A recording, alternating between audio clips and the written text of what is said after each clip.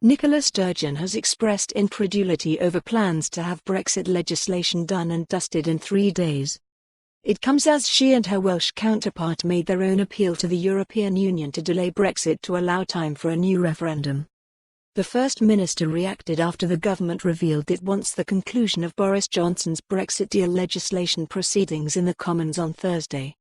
She said, "We've seen today that even the Westminister Brexit Secretary hasn't yet grasped the details of this deal.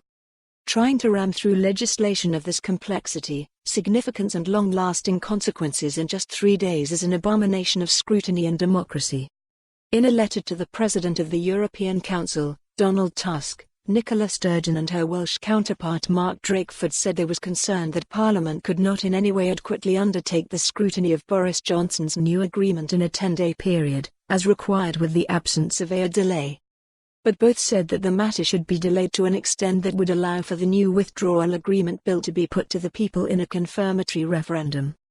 The letter says that they want to make sure that there is no risk of UK exit before the agreement is ratified by both the EU and UK. It says, "Our joint view is that the ultimate result of the Westminster parliamentary process should be a referendum on EU membership.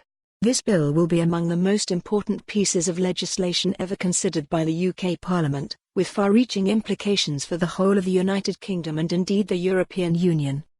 A critical part of the legislative process on any bill which affects devolved competences is that the Scottish Parliament and National Assembly for Wales are invited to provide legislative consent. This is clearly the case with the Withdrawal Agreement Bill. This obviously requires detailed analysis and scrutiny of what we understand will be a lengthy and complex piece of legislation which has only been sent to us in the last 24 hours. The concern that Parliament could not in any way adequately undertake the scrutiny of the bill in a 10-day period, as required in the absence of an extension, lay behind the decision of the House of Commons to withhold its approval of the withdrawal agreement unless and until the implementing legislation is passed. This is a concern we fully share. It is simply impossible for us to fulfill our constitutional responsibilities in this timescale, which is dictated by the way in which the Prime Minister delayed tabling formal proposals. An extension would allow us to adequately scrutinize the agreement and the draft legislation in accordance with our constitutional responsibilities. While clearly it is a matter for the Council to consider how long. For more on this story, visit the news article link.